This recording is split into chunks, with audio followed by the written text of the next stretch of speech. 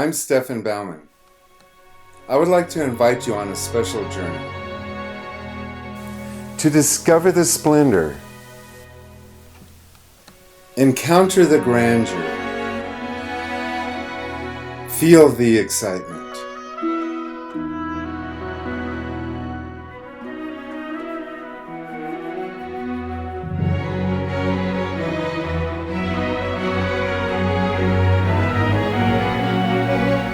Come along with me as we experience the thrill of painting outdoors.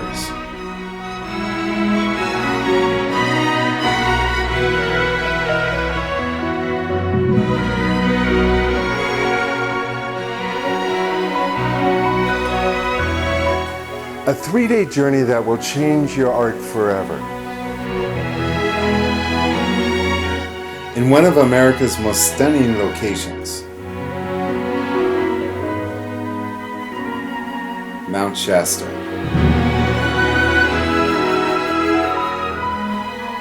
Everything you need to know is on our website, www.stefanbaumann.com.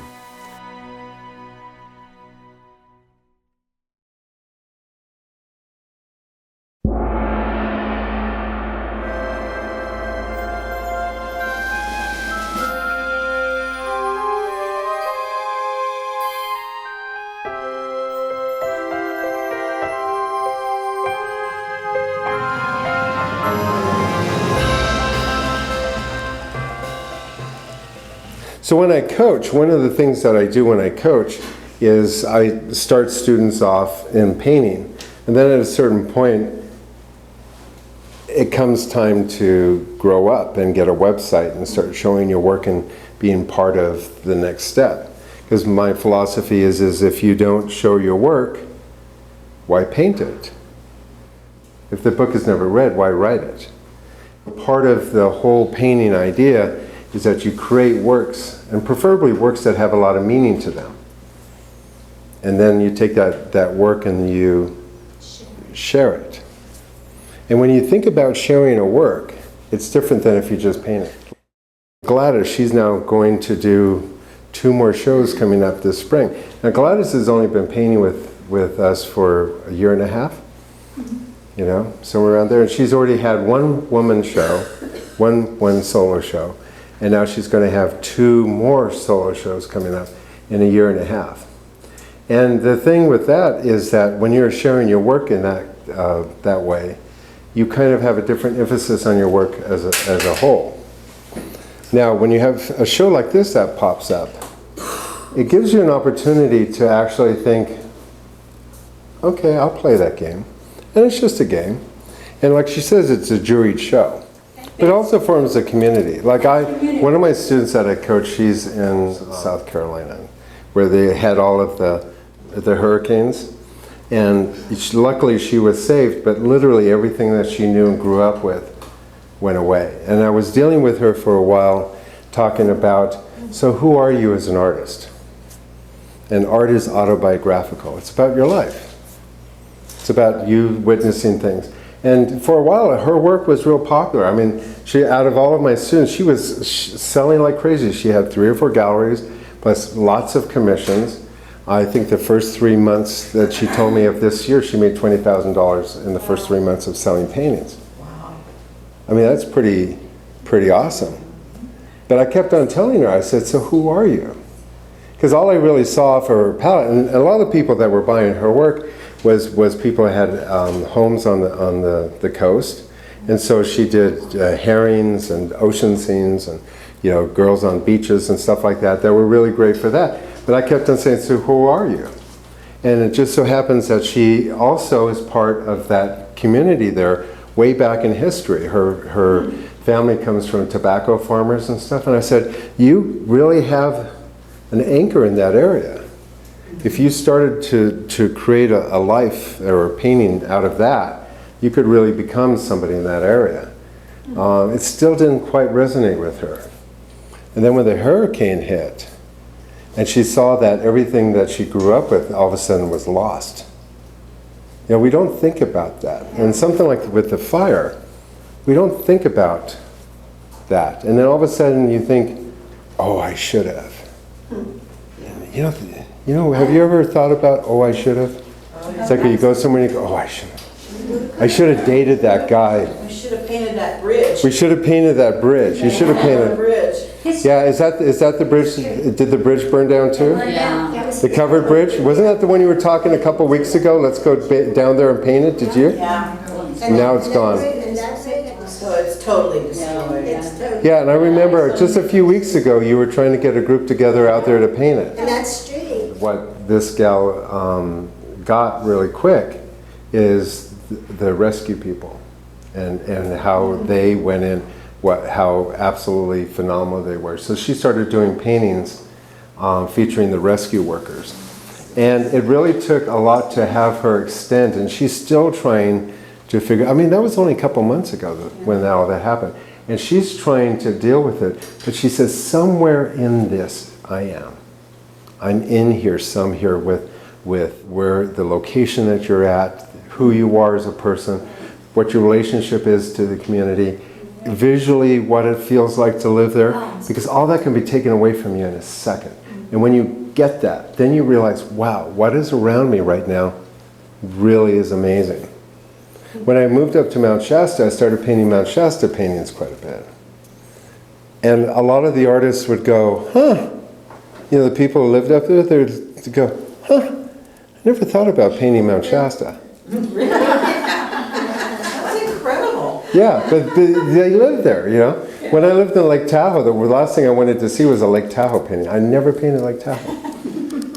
And I thought anybody who painted it really sucked at it. And I thought, well, the world didn't need any more sucky paintings of Lake Tahoe.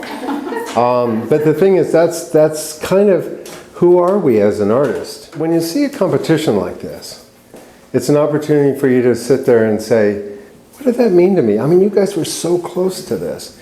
And you over in Chico were so close to the Paradise Fire. But if you actually think about that, you think about the people running in, and you saw that here, and the firefighters and the first responders. I mean, that's amazing. That is amazing. And if you think about what could have been lost, your homes. It makes you kind of look at that old barn that you pass back and forth all the time just for granted it's there. I mean, there was an old barn outside of Ashland, that 5-story barn that was out there. I was like, oh, I got to paint that someday. And one time I drove by and it burned down. It's just gone. And a lot of the things that we take for granted get torn down. There's another barn, that pretty barn in Shasta, up in where we painted, that little white barn with it's gone. They burned it down. And they're taking down the other barns that are in that milk farm. Those beautiful, beautiful barns. And then all of a sudden you go, oh, it's gone. Why didn't I get that picture before it was gone? Exactly. Why didn't I go out there and paint? That's the beautiful thing about plein air painting. Yeah. So it is kind of a wake-up call to think about what is it, and sometimes you could define yourself as an artist. Just having that question. So, The other thing was, Stefan, that when you paint it, it's cathartic. Mm-hmm. It helps heal those emotions of raw sadnesses in you to put it on canvas.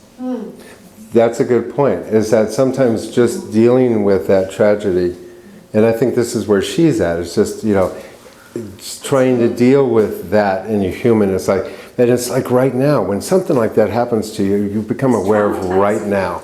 I mean, you don't know that you're going to die until someone around you dies. And then you go, oh my God, I'm going to die too. That's why I always tell people about painting. So what are you going to be when you grow up? And they're like 70 years old. And they go, I want to be an artist. And I said, how about right now? Let's do it. Let's be that artist that you want to be. But you might have to go through something like that and deal with, what is it like to paint with emotion and feeling? I've seen some of the paintings that were done of wildfires in Yellowstone. They're really beautiful paintings. They're devastating to look at. Now, part of what you can do is you can go to Call for Artists, which is a website, and you can look for different shows for you to participate in. Call for Artists? Call for Artists. So it's on, if you Google it. And if you go for Google Call for Artists, it's one of the first ones. And they will tell you every month all the different art shows that are in your area. And some of my students, their forte is flowers. And you can go through and you can see where shows that are dealing with flowers. There's some plein air shows, there's some shows in museums. And some of these shows are free, and some of them cost money to get into. But one of the shows that my students do really, really well with is the bowl brush contest. And I've had so far this year, 6 of my students get in the top 15%, and 2 of my students won for 1 best oils and 1 best acrylics. Mars Planner got Huh? top 15%. Mars got it. Yeah, Mars got in. She got the best acrylic. American Art Review, which is a magazine, picked her up and is doing a full-page article. She got in that process friendly with the editor, who's introducing her to some galleries in Santa Fe. And they love my students' work. Whatever we do, with our paintings and my coaching students that we do, whoever judges the bowl brush contest always picks. Is that through FASO? Yeah, FASO. So, but you don't have to have a FASO website to be in there. But the FASO website, that's also where I turn a lot of my students on to get their websites for. They're fabulous too. So if you're interested in setting up your website, and we'll talk a little bit about that some other time. But FASO is that. But art contests, art competitions, because you'll actually work towards that. Great art cannot be created in a vacuum. It's the sharing of your work that causes you to get better. So I highly recommend to be part of this show or any show. Join the bowl brush contest every month. You can join every month, they have a contest. You have no idea where it leads. One thing I guarantee you, as far as I know, no pizza man has ever stopped by a person's house and bought their painting. You got to get your work out. You can't expect people to come in and buy. Whose is this? It's Mercedes. It's beautiful. So what were you thinking? Well, I was thinking abundance as opposed to cornucopia. Well, that's kind of what a cornucopia, when you think about it, it's always that basket unloading with stuff in it. Doesn't it mean horn of plenty? Horn of plenty, yeah. Some friends of ours have an orchard and they came by with this enormous sack of apples. And when I came home, there it was, and my husband said, "What are we going to do with this abundance of apples?" Oh. And I thought, there you go. So he said, what are you going to do with the abundance of apples? The word abundance. And so I thought, well, this is a sign. He used the word, so I loaded them in there, and there were tons more. I thought I could just paint the floor covered with apples, but I figured I'd go with something smaller. You paint from life? Yes, I did. Right on the island in my kitchen. The thing is, what we always want to get is the element of light. So like we saw with Jan's painting with that cellophane. The thing is, what's missing is just a little bit more direction of light, because I'm not quite sure, it's just a little too, judging by the light, we have a little bit like your kitchen thing was lit up from above. Yeah, there's a big work light or pendant light that hangs above the island in my kitchen. Yeah. And so I set them there. I try to avoid getting light this way and this way, because it doesn't really give us a lot of variety. That's why when you go out to paint outdoors, midday it's boring, because it's just flat. The longer your shadows, the better. So the only thing I would say, there's nothing wrong with this painting. You would have a little bit more drama in the lighting. My men are Baumanites and my women are Baumanettes. And so to get that Baumanette quality, you need to kind of draw the shadows a little bit. Light has so much to do with it. Look at all this wasted canvas in here. Now, the last painting we saw she filled up right up to the edges. There's no more room for one more apple.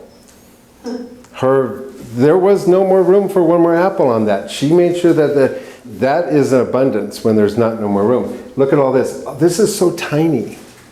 And the thing is, you didn't have to do all of this. You could have just done this. You could have blown it up bigger. Get into your subject more. This is so small that people have to take their glasses and go, there's nothing wrong with small paintings. But because the light's straight on it, it doesn't have a lot of lights and shadows.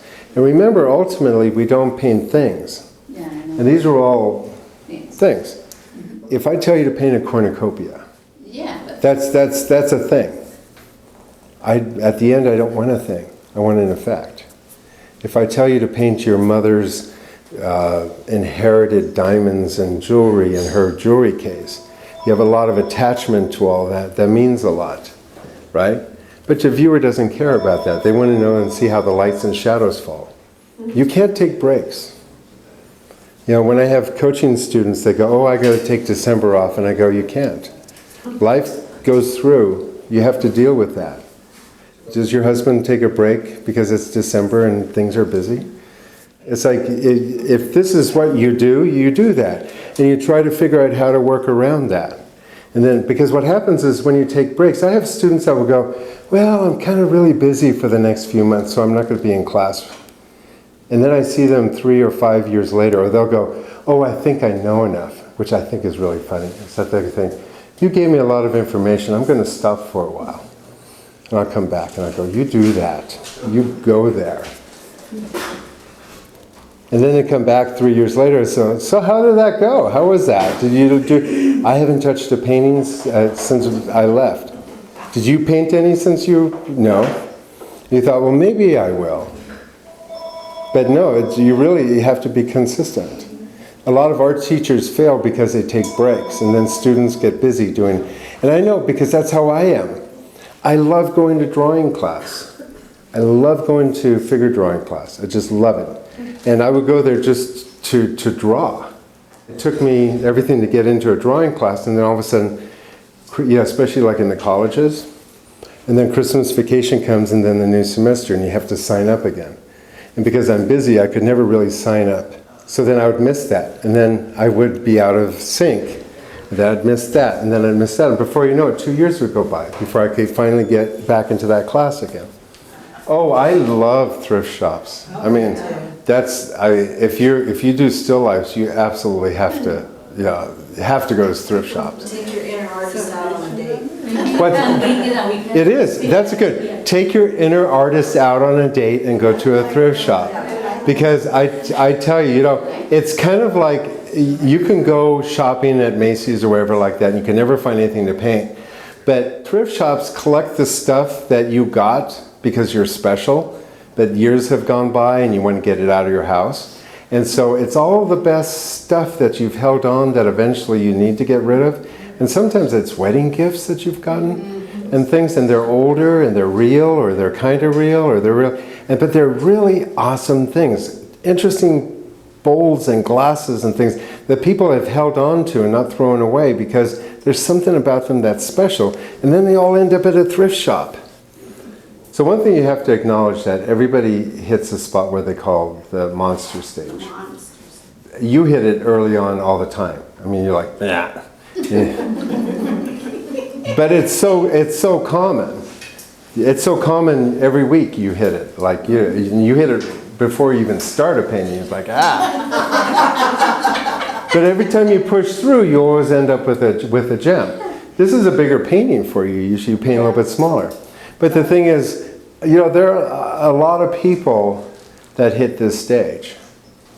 And they want to give it up, just like you are. So what's missing? What's missing? Why do you want to throw it away right now? Well, because I don't like it. Why don't you like it? Well, because it's just... It's a bunch of things. Oh, okay. See, it's like you got this, and you got a lot of work ahead of you painting mushrooms and peaches and grapes, and that's a lot of work ahead of you. Mm-hmm. If look at it. It's a thing painting. Yeah. See, there's no magic in there. You're not inspired. Right. Well, what inspires us?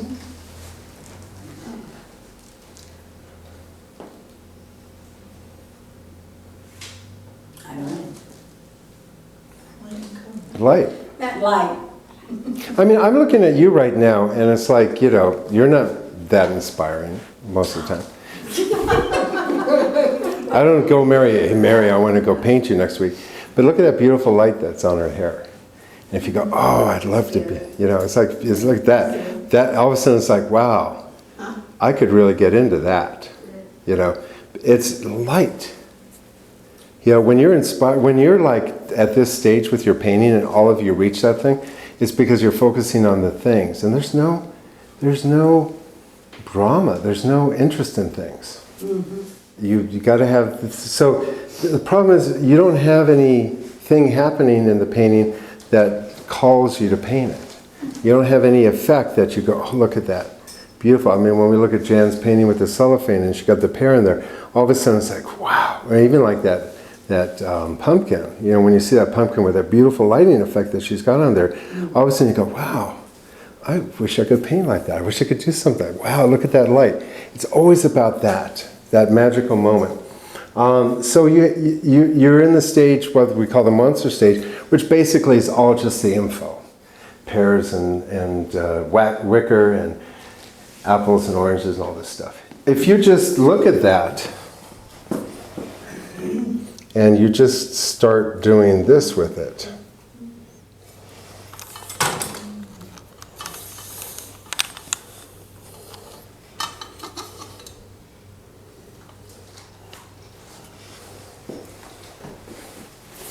see, all of a sudden now you start creating a little bit more magic in there, you know, and all of a sudden it's like, wow, you know, and then we think we could even highlight this even more and get this and keep most of it in the shadow. When you start playing with light, you can take any stupid thing. In fact, that's just it. I give you the exercise to go paint things, but we don't paint things. You're painting things. There's no inspiration there. But all of a sudden when you think that the possibility of actually creating beautiful lighting effects, I mean, Rembrandt, who the hell wants an old painting of some old geezer that, you know, is dressed up like a fisherman? I mean, who would want that on their wall? But yet, wouldn't you love to have a Rembrandt on your wall? Not just for the sheer value, but the thing is, he'd make that old fisherman into something that was beautiful, you know, with his lights and shadows. So you're just missing the effect of light. So if you started thinking about how you're going to create light in the painting, as opposed to how you're going to create things in the painting, it's all about the lighting. Right. But you got to light your scene like this. How you set it up. It's all in the setup. And if you don't have a spotlight and that happening, you can lose interest in the painting very quickly. And this is what I was doing with Mary. It's like you get a homework assignment, regardless if it's a fire at Reading or a cornucopia or whatever I asked you to paint.